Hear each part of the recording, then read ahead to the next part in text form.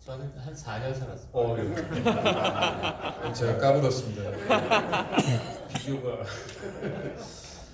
내년 총선 이야기 계속 나오는데 가짜뉴스 패턴 중에 우리 이동재 기자도 이야기했지만 그 중에 하나 보면 틀릴 수 없는 게 꼭 녹취록이 등장해요. 김대엽 병풍 보도 때도 보면 그 짜깁기 한 게 이제 밝혀졌는데 녹취록이 등장해요. 그래서 아마 내년 초에 또 녹취록이 나오지 않을까. 내년 4월 총선 사흘 전에 틀지 않을까 하는 그런 우려도 듭니다. 늦게 지금 오셨는데 김우석 방송통신심의위원님입니다. 어떻게 직접 가짜뉴스를 다루고 있는 전쟁은 잘 돼가고 있습니다. 아주 괴롭습니다. 조금 전까지 전쟁하고 있는 김석입니다. 지금 뭐 이동재 기자님 말씀하셨듯이 방송통신 가짜뉴스 있을 때 회사뿐만 아니라 방심이 신속심의센터라고 있으니까요. 항상 거기에다가 신고해 주시기 바랍니다. 근데 저한테 시간이 얼마나 있죠? 네, 20분? 뭐 짧게 하시죠. 네. 제가 항상 앞에 두 분보다 별 재미가 없을 것 같아서.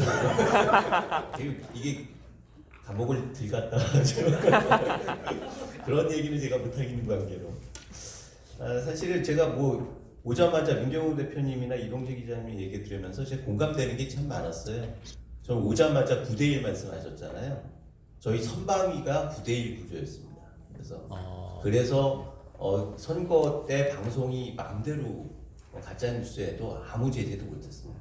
근데 이번에 유일임 위원장 오시고 선방위를 꾸렸는데 사실은 그 종편들한테는 법적으로는 기회가 있었는데 전혀 주지를 않았거든요. 그러니까 선방이라는 게 선거방송심의위원회죠. 전문 용어를 해설을 안 해서 선거 방송을 전담을 하는 거예요. 그게 별도로 구성이 되는데 거기를 사실은 그 동안에는 좌파 단체를 중심으로 해서 추천을 받고 이렇게 해가지고 9대1 구조가 됐었는데 이번에 좀 바로잡는다는 의미에서 종편은 법적으로 추천할 수 있게 됐는데 한 번도 적용이 안 됐거든요.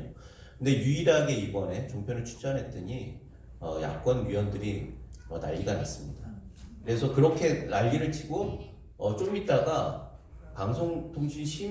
방송심의위원회를 선관위로 옮긴다는 뉴스가 엊그제 또 있더라고요. 네, 그러니까 선관위가 더 만만한가? 작사를 해야 되는데. 하여튼 헌법기관으로 하면 더 쉽게 농락할 수 있다는 거지 이해가 안 되는데 일단은 피하고 보자 이렇게 논란을 일으키고 이런 정도로 쓰는 것 같습니다. 지금 말씀하신 것들 중에 사실 선방위 부분들도 공감이 됐지만 민 대표님이 말씀하셨듯이 모호하게 싸워라 라고 하는 게 굉장히 공감되는 게 그게 제가 매일 당하는 일입니다. 사실 막 싸우다 보면요 쟁점이 뭔지가 사라져버려요. 그러니까 막 얘기를 하다가 보면은 원래 얘기했던 거하고 정반대로 막 얘기하는데 끊을 수가 없어요. 위원회라고 하는 게 사실 그 얘기하는 거를 누가 끊을 수가 없잖아요. 그런데 사회자가 일정 정도 제재 이렇게 갈무리를 하려고 해도 그런 식으로 일방적으로 독재적으로 한다면서 또 공격을 해요. 그러니까 이게 싸우려고 싸우는 거죠. 그래서 이런 걸 보면서 저 같은 경우에는 제가 불교였으면 청구를 했겠구나 라고 하는 생각이 들 정도로 매일매일이 정말 인고의 날이었습니다. 지난 9월 이후부터 그랬는데 사실 야권 할 때는 야당 위원을 할 때는 그렇게 괴롭진 않았어요. 할 얘기 하면 되는 거니까. 근데 여권으로 바뀐 다음에 하도 되지도 않는 얘기를 하니까 그걸 참느라고 너무 괴롭습니다. 이게 사실은 디도스 공격 같은 거거든요. 어떻게 막 이렇게 잘못된 정보를 막 쏟아보면은 오류가 생기죠, 시스템에. 게다가 이거 인간으로 가면 가스라이팅이 돼서 언젠가 제가 발언하다가 방송장악 이렇게 얘기를 했는데 방송장악이라고 원래는 방송 정상화잖아요. 근데 저쪽에서 하도 방송장악하니까 이게 약간 쇠뇌가 됐는지 저도 모르게 방송장악 이랬다가 그건 아니고 이렇게 하니까 그걸 또 꼬투리 잡습니다. 이런 식으로 디도스와 가스라이팅이 계속 만연하는 이런 정말 엄혹한 상황입니다. 오늘은 어떤 일이 있었는지 아십니까? 오늘은요 안건도 별로 없고 쟁점될 것도 별로 없었어요. 그런데 똑같은 얘기를 하다가 한 건이 걸린 게 김건희 여사 디올백 그거를 우리가 정식 접수된 것도 아니고 그런데 그거를 뭐 이렇게 언론에서 미리 했는데 그걸 또 꼬투리 잡아가지고 몇 시간을 1시간 넘게 했을 거예요 그것만 가지고. 그래서 저는 도저히 견딜 수 없어가지고 제가 입장 연설을 하고 나왔습니다. 이런 식으로 사실 굉장히 엄혹한 아직도 굉장히 엄혹한 상황에서 싸우고 있다라고 하는 말씀을 꼭 드리고 싶고요.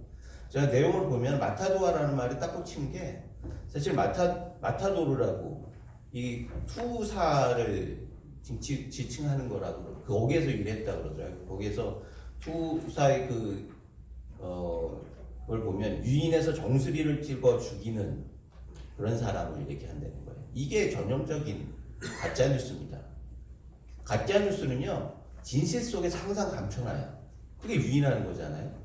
진실한 팩트를 중심으로 해서 막 끌어가지고 끌려 들어가지고 결국은 거기에 숨겨놓있던 독약을 먹게 하는 거예요. 독약 정도는 뭐 양반이죠. 그렇게 해서 끌어들여가지고 정수리를 칼로 찍는 겁니다. 그런 것들을 피해를 보시는 분들 중에 하나가 뭐 이동재 기자님이기도 하고 이런 것들을 봤을 때는 정말 가짜뉴스 이거 정말 안 된다. 그런데 더 골 때리는 거냐? 이런 가짜뉴스를 우리가 쓰지 않아요. 우리는 허위 조작 컨텐츠라고 하는 공식적인 용어를 씁니다. 그런데 야권 인사들은요, 야권 위원들은 항상 가짜뉴스를 해요. 그 왜 그러겠습니까? 딱지를 치는 거거든요. 그래서 부정적인 이미지를 계속 쌓는 겁니다. 그래서 그런 부분들이 사실 굉장히 괴롭습니다. 근데 이게 또 기술을 없고 하면은요, 파급 효과뿐만 아니라 정밀성에서도 굉장히 대단해집니다. 저희가 작년 제가 디지털 성범죄 소위에 있는데 디지털 성범죄라는 게 디지털 성범죄를 저희가 봐가지고 삭제하는 거거든요. 유일한 기관이 우리가 삭제하는 거예요. 그런데 작년에는 딥페이크 영상을 봤을 때 금방 구분이 됐어요. 그런데 올해 들어오면요 구분이 안 됩니다. 미리 얘기하지 않으면 구분을 못 해요.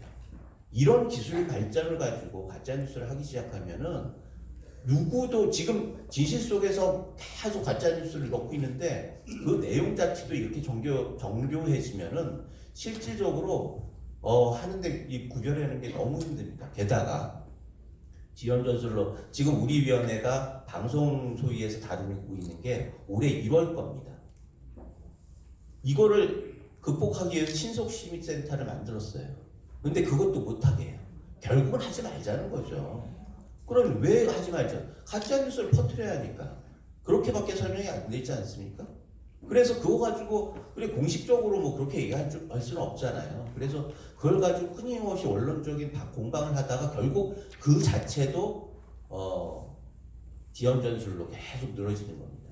이게 뭐 굉장히 획일적으로 가고 있는데 그런 부분들에 대해서 좀 고려를 해주시고 제가 시간이 너무 많이 지나가지고 간단하게 몇 가지만 더 말씀드리자면 저쪽에서 가지고 있는 전략이 분명히 있습니다. 몇 가지만 말씀드릴게요. 저기는 큰 목소리를 냅니다. 누가? 위원들, 노조, 시민단체, 국회의원들. 이게 한 목소리예요. 똑같은 날 같은 목소리를 내요. 어느 날은요 노조에서 방을 붙여요. 사무처에서 또 공개적으로 서명을 해가지고 올리고 그걸 가지고 야당 의원들이 와가지고 항의 방문을 합니다. 그리고 야당 위원들이 그때 전체회의 하는 날 때 또 집중 공세를 합니다. 그걸 가지고 또 노조에서 성명을 냅니다. 이게 무한 반복되는 거예요. 이게 힘 있는 게 같은 목소리를 내기 때문입니다. 근데 우리는 이슈만 바뀔 때마다 다른 공적 지점을 찾잖아요. 그것이 사실은 우리가 아쉬운 지점이죠. 두 번째는 지연전술. 이게 뭐 긴급 심의에 대해서 끊임없이 문제 삼는 거는 말할 것도 없고 이게 절차상의 문제를 계속 문제 삼습니다. 통신소위 같은 경우 우리 통신소위 같은 경우에는 3명이서 운영하거든요. 근데 원래는 3명이서 규정에 의하면 원래 3명에 있어서는 만장일치로 해야 하는 거고 5인 위원회에 있어서는 과반을 할 수 있어요. 그런데 그 전에는 5인인데 결혼이 생겼을 때 3명으로 했을 때도 과반으로 했어요. 그런데 저쪽 그분들은 3명인데 왜 전원일치로 안 하느냐, 이걸 가지고 끊임없이 문제 제기합니다. 절차를 설명하고 우리 법무팀에서도 얘기하고 아무 소용없어요. 납득이 안 된대요. 이미 설명했지 않느냐 그랬는데 우리가 납득이 했는데 그게 왜 설명이 되느냐, 이런 식으로 해서 끊임없이 반복합니다. 이런 문제가 있습니다. 그리고 이게 긴급 그 심의 안건에서 자의성을 말하는데, 자의성이라고 하는 게 간단해요. 저쪽에서 얘기하는 거는 그야말로 뭐 정권의 마음에 안 드는 언론 길들이기라고 하는 프레임을 딱 씌워가지고 그 가스라이팅을 하는 겁니다. 그래서 아까 그런 해프닝이 벌어졌던 거고요. 이게 뭐 차치하고 현 목적은 이렇게 해가지고 방송을 무력화시켜서 현 정부를 식물 정부로 만들고 그걸 가지고 방송을 계속 장악해서 결국은 그 독재 정권을 만들겠다는 거예요. 방송이 궁정하지 않으면 그건 독재 정권이죠. 그런데 그거를 하겠다고 하는 거를 결국 막는다는 거는 지금 의회 독재를 계속 이끌어 나가고 총선 승리하고 이렇겠다는 겁니다. 그래서 이게 방통위원장이 지금 탄핵 상태의 연장선상이라고 봅니다. 이게 일관되게 있고요. 방통위원장이 그렇게 하면 다음은 방심위원장이라고 하는 얘기들이 굉장히 많아요. 방심위 자체입니다. 그래서 지금 아주 심각한 문제는 사실 우리가 4대3 구조입니다. 여권이 4고 야권이 3이에요. 그런데 지금 2명이 대기하고 있는데 2명은 국회의장이 추천하는 겁니다. 국회의장이 추천을 어떻게 하느냐? 여야 원내 대표들을 통해서 협의해가지고 하게 됐습니다. 그런데 국회의장이 1명은 부위원장을 선임을 해요. 추천을 해요. 그리고 또 1명을 여당 몫을 하는데 그게 여당 몫이거든요. 근데 그 여당 몫을 지금 야당에서, 예전에 여당이었던 사람이 나간 자리니까 야당에서 해야 한다는 거예요. 그럼 말이 안 되잖아요. 그런데 이게 이율배반인 게 지난번에 안영환 의원이 야당 추천이었으니까 다 야당 추천 이게 바뀌었다는. 안영환 의원 같은 경우는 전혀 반대로 최민희 의원, 정권이 바뀌었음에도 불구하고 최민희 후보를 추천하고 앞뒤가 안 맞는 거잖아요. 이게 전형적인 내로남불 전략입니다. 그래서 뭐 좀 어수선했지만 지금 이런 거를 봤을 때 제가 정말 안타까운 거는 저쪽에서 한 목소리를 내고 선택과 집중을 통해서 집중적으로 공격을 하고, 그럴 때 우리가 어떻게 대응해야 할 겁니다. 우리는 100% 벤치마킹을 해야 합니다. 지금 뭐 전술적으로나 전략적으로나 저쪽이 잘하는 거 우리가 따라 해야죠. 그래서 실제로 저희가 아쉬운 거는 어느 순간부터 우리가 막 하면은, 예전에는 좀 핫할 때는 시민단체에서 뭐 성명도 많이 내고 뭐 이렇게 해가지고 지원을 많이 해주셨는데 어느 순간부터 관심이 없어졌어요. 그러니까 우리가 맨날 여기 안에도 그래도 아는 사람이 없어요. 그래서 언론에도 안 나.